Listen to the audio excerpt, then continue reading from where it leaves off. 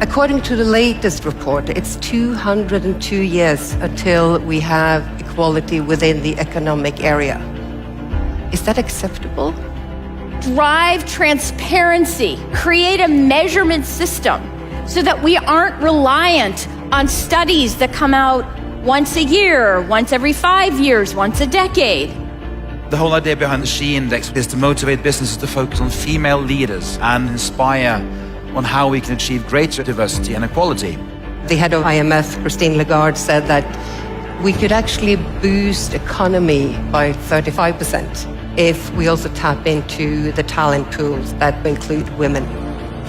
Achieving gender parity would have the greatest impact in India than any other part of the world, because we are 1.3 billion people, and by the year 2050 we'd have the greatest population than any other country in the world. But sadly, women just make 28.5% of the workforce. We've taken up a lot of initiatives in India, and when we met with Heidi in October in Tromsø, I thought there's no better way than to, get data for women in shipping in India than to have the SHE Index. And we've reached out to 800 companies in India. I would like to take the index to all the other industries as well. In Norwegian business, there's still a huge gap between men and women. You got 40% of women on the boards of public listed companies, but if you look at the top management, if you look at the power networks in Norway, my God, you have a long way to go. Only 35% report that they have a gender equality requirement. Why not make that 100%? My dream in the future, when we talk and think about leaders, we will see both genders, all kind of colors and age, there to set a goal, there to be a bit bold. What gets measured actually gets done.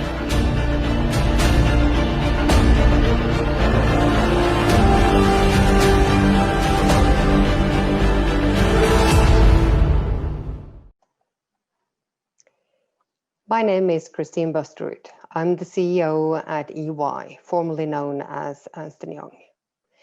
In addition, I'm also the Nordic sponsor for EY's initiative Women Fast Forward, focusing on gender balance at all levels. By education, I'm an attorney at law, and as part of my journey and passion for diversity and inclusion, and particularly gender balance, I hold a PhD in ethics, focusing on gender balance at C-suite level, i.e. top management. I'm thrilled to be part of this conference today, even though I'm coming from my home office in Norway. During these challenging times, I'm double thrilled that gender balance, diversity inclusion is one of the topics addressed. There is no doubt that the COVID pandemic is challenging for all of us, but maybe particularly for women and girls. As you all know, the UN's 5th Sustainable Development Goal reads gender equality.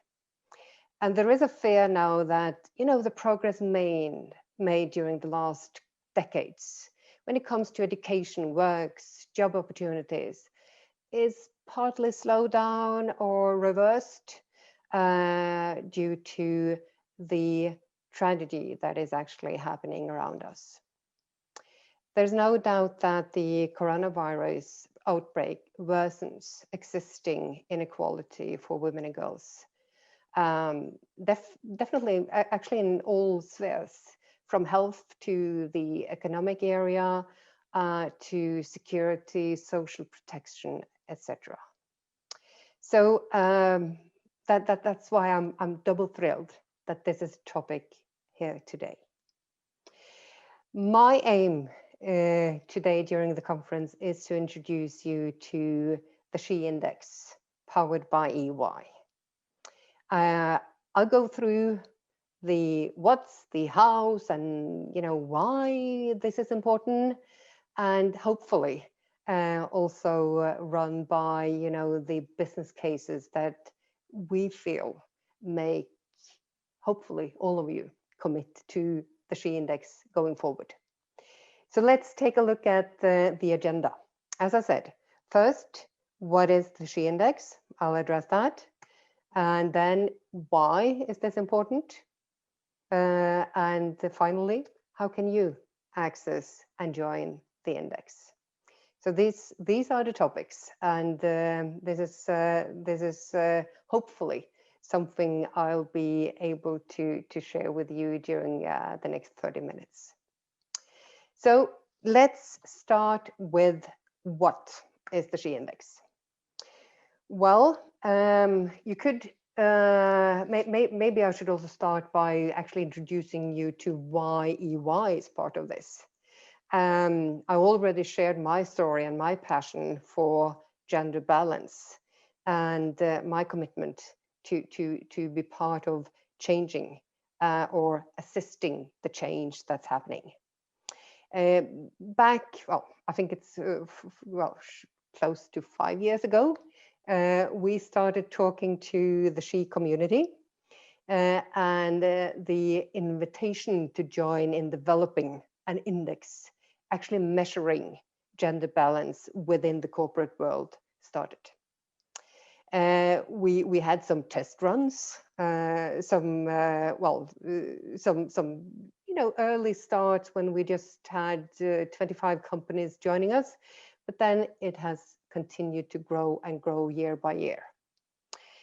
We are soon approaching the 4th SHE Index in Norway, and we've already launched this in Sweden, and are planning to do the same in Finland and Denmark during the next couple of years. I'll get back to the future plans. But what we do is actually addressing the responsibility that the corporate world has when it comes to the D&I agenda and specifically gender balance. Because if you look at the situation of gender parity and the whole agenda, there are of course many stakeholders. It's the women themselves, it's society as such, but then of course it's the participants within the corporate world. And this is where we come in, because this is what we actually address via the index. So we focus on quantifying gender equality. By doing that, we hope that we are actually creating awareness, that we make companies think and rethink. And by comparing and talking about this, sharing, we also hope that the corporate world is learning from each other. This is not only a gender issue, this is actually a business issue. And I heartily believe that the more that understands this, the more focus we will get on this, and the faster we'll be able to move in the right direction. You might ask, why is the SHE Index only focusing on gender? The diversity and inclusion agenda covers many specters. And part of my thinking has been that, if we are able to fix the gender part, we'll also be fixing the rest, i.e. taking the steps. The first steps are essential, but by doing that, we will hopefully also create the basis for the additional aspects. As an essential part of D&I, you can also say that, gender is the common denominator within all categories, spanning from age, disabilities, race, ethnicity, sexual preference, whatever. And if we fix the gender part of this, we are ensuring also that the corporate world is actually mirroring society, including then also the demographic composition and also looking at the potential workforce. I'll get back to these topics even more. So you could also say that the SHE Index is actually a catalyst for encouraging companies to focus on gender balance, both in leadership, who's actually running the companies, workforce, equal compensation, and work-life balance. I said that, by doing this, we're not only creating the awareness, but we're also learning from each other. When we set out to join or develop, establish the SHE Index, we never aim to, be pushing on the ones that aren't good at this. We aim to celebrate the ones that succeed. And hopefully by sharing their stories, we are able also to make others learn from that. And, get some peer pressure, some competition in a world where, talent is scarcity and where we're all sometimes, at least within some sectors, looking for the same people. So let's broaden the scope a bit.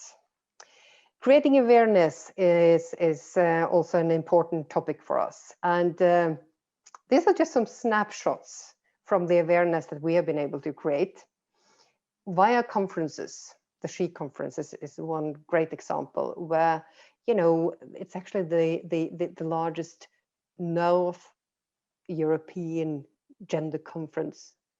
And that's something EY as a company is also very proud to be part of.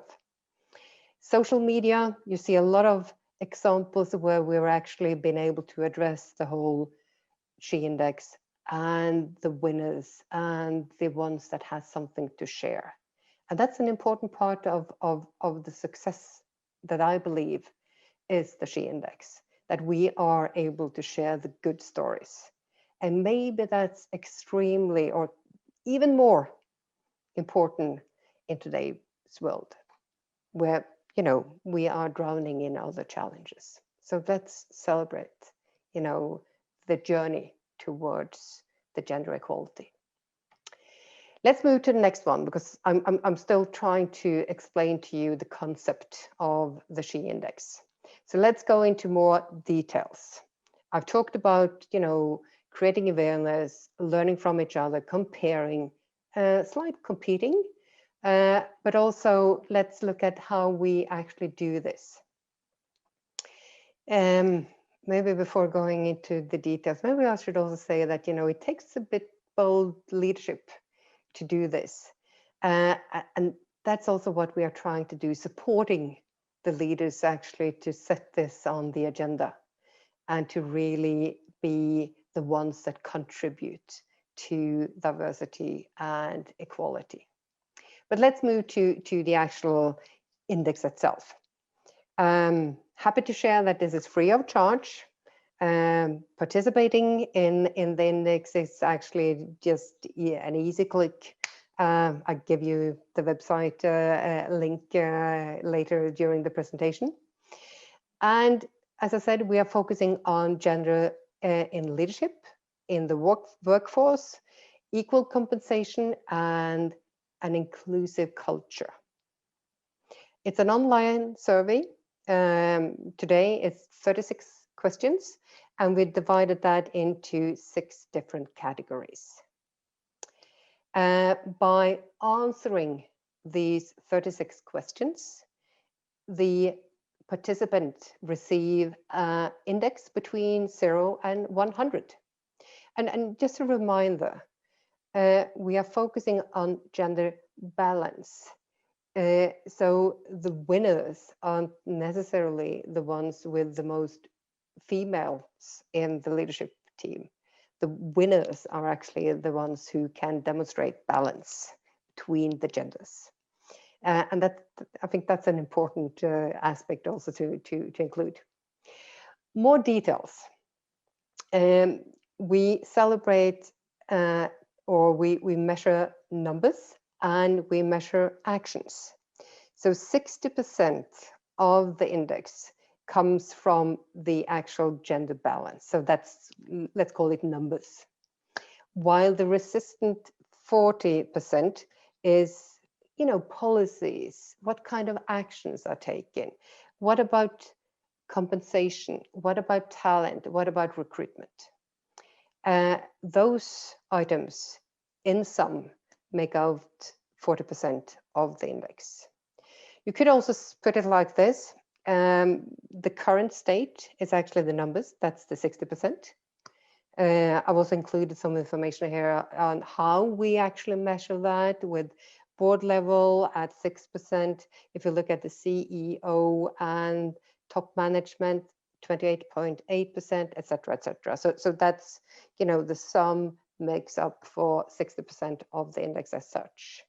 And then the 40% are the initiatives, because, you know, we also need to celebrate and, as I said, share the good stories, what's actually happening, how are you able to reach your goals, and what actions can I learn from as a leader within my business. And these are essential parts for us. I'm moving to the next topic in my presentation, and that's why is the index important? And you know, you might say that, you know, why on earth is a country like Norway sort of the hub for this? I think, well, most of the Nordic countries are actually known to have a very good gender balance. I can promise you we still have far to go. And I think maybe that's actually why it makes sense that something like the SHE index has been, you know, established, born within our countries, that we are, you know, part of the journey and starting this to ensure that this is on the agenda for everyone. But let's move into more details. I'm starting with, well, maybe it looks like an equation. Just some random numbers.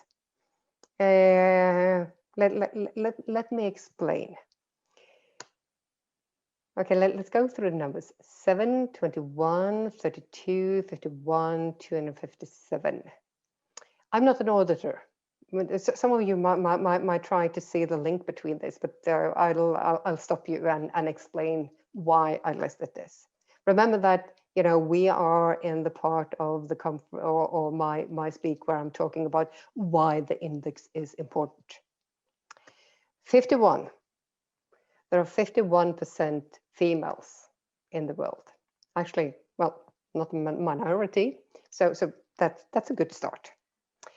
257.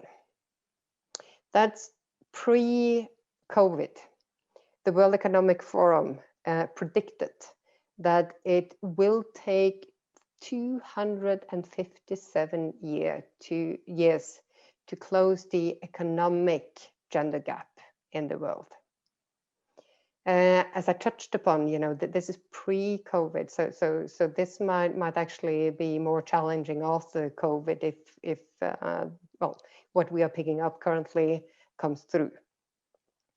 But 257 years, that's a long time to actually have gender parity within the economic area. And the economic area is jobs, opportunities to run your own business, to be an entrepreneur, to get funding.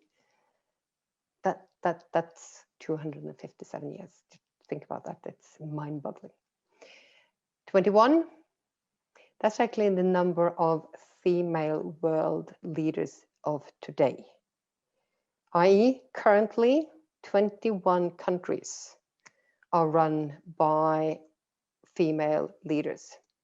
And if I remember correctly, we have 193 countries around the world. So, well, still a minority when it comes to also leadership within the political world. If you look at the next numbers, 7, that's actually a 7%.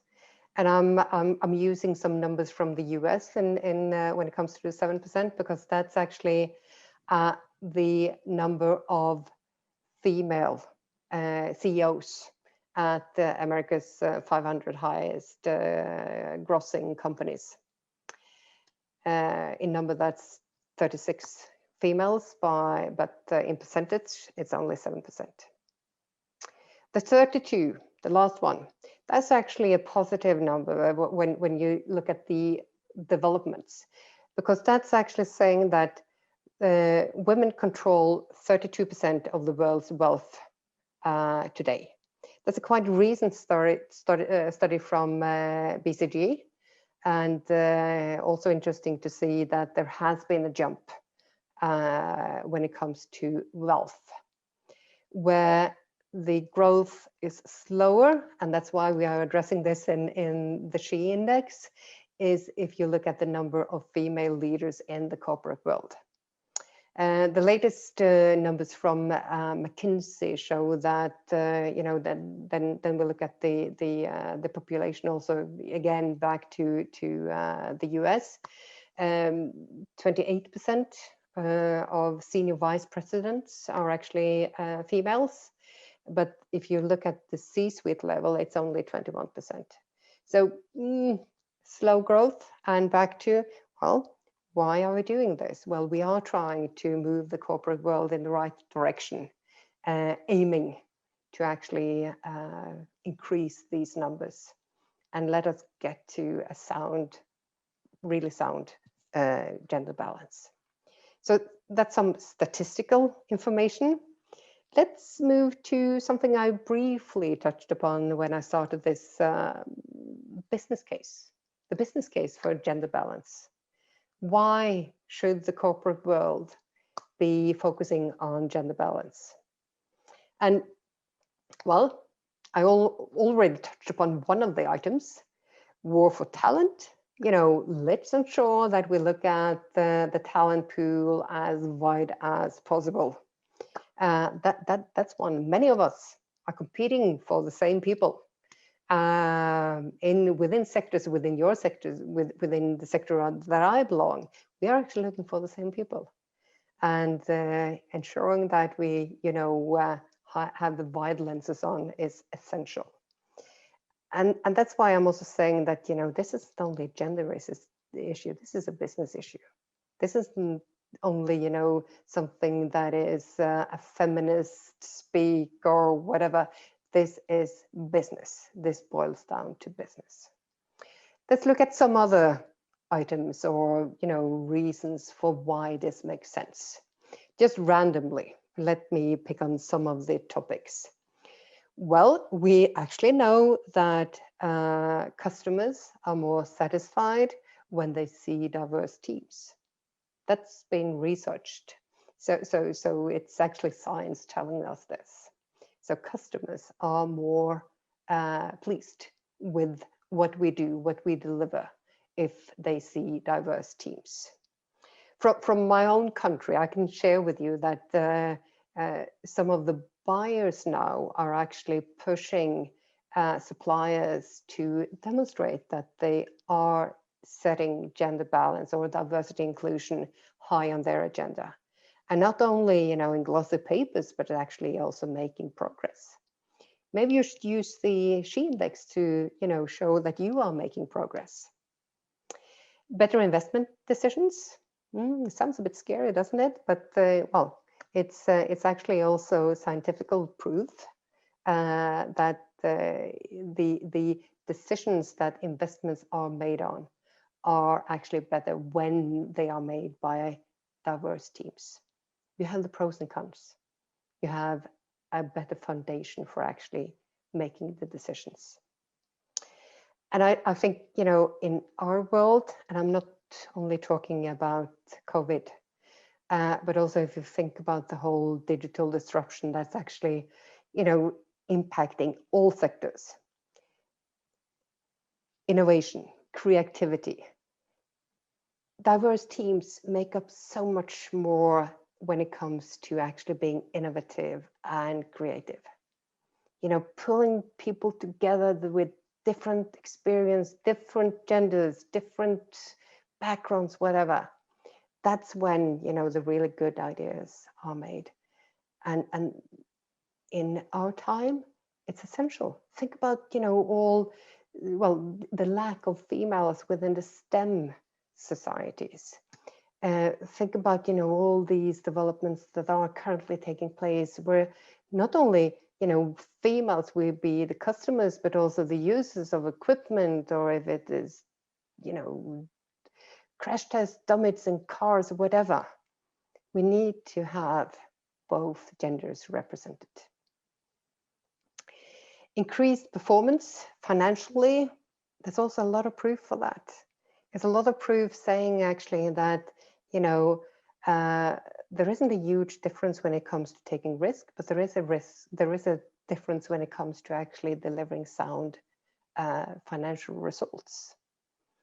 There has been many attempts, I will call it, to explain that in different ways, but recent studies, not only from scientists, but also from banks, investment banks, etc., actually confirm this. There are no huge differences, but maybe even an increased financial result when you have a diverse team. And I'm, in that respect, speaking especially about gender balance. So, well, cases or reasons to say that gender balance, diversity inclusion is actually also a business issue. It's a business case for actually doing this, and it's a business case for being part of the SHE Index. Let's move to the last item. What can you do? How can you access and join the index? Well, log in, be part of this. You will get to a platform. Countries are being added as we speak, as I mentioned previously. This is actually where you can find also information about earlier reports. You can get the ideas. You can get, the good stories. I'm very proud and amazed when I look at what we have been able to capture during the last 4 years by doing this. There are stories, good stories from participants that willingly share their journey to gender balance. So that's one way of doing this. And of course, as I mentioned, there are plans for expanding this even further. A big event coming up March 21. And, this is going live, COVID-19 or not, because this is actually being televised. So invitation to join up.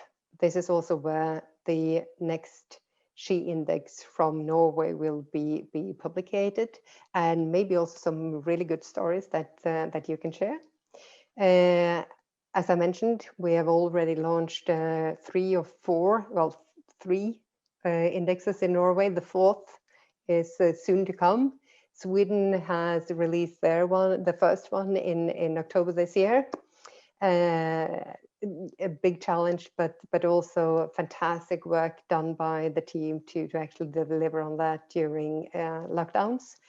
And then Finland and Denmark are next, and well, hopefully a country also close to you. So the aim is to go global.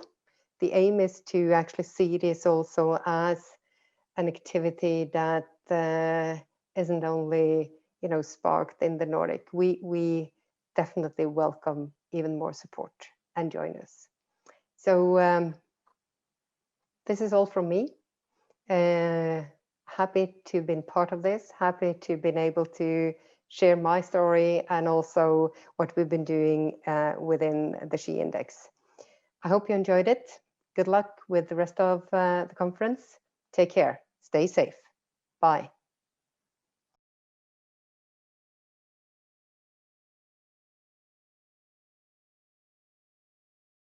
As we come to the end of the conference, I'm happy to share that this is not the end. Rather, a very happy beginning of a new journey that we will all take together. This platform shall remain live for the next few months, and we will be conducting events. So continue to come back, leave your thoughts, hang out, and network. I would like to thank all the esteemed speakers and participants for their valuable time, the sponsors for their commitment to diversity, the supporting associations and partners from the media for their faith in me, to my mentors, supporters who are always cheering me on, my dream team, my friends for whom I have the deepest regard and respects, to my vendors who have supported me in the event despite adversities. I wish to thank Helen Bunny of the IMO for their support to help launch the first batch of Maritime SheEO Leadership Accelerator Program, which shall launch early 2021. Thank you to my Norwegian sister Birgit and the team at Tool for their excellent support. And last but not the least, to my family who have supported me and put up with my long absences as I work to further the dream of a gender-equal maritime industry. This year's World Maritime theme, Sustainable Shipping for a Sustainable Planet, allows us to reflect on opportunities, but also on our responsibilities in building a sustainable future for the maritime industries. Now is the time to emphasize that role and ensure that we do have a sustainable planet for a sustainable future, which in turn calls for a sustainable shipping industry. I am pleased to announce that Maritime SheEO will be planting 100 trees in India as part of our commitment to the green future. If you wish to join us, please get in touch with me. Together, let's be the She of Change.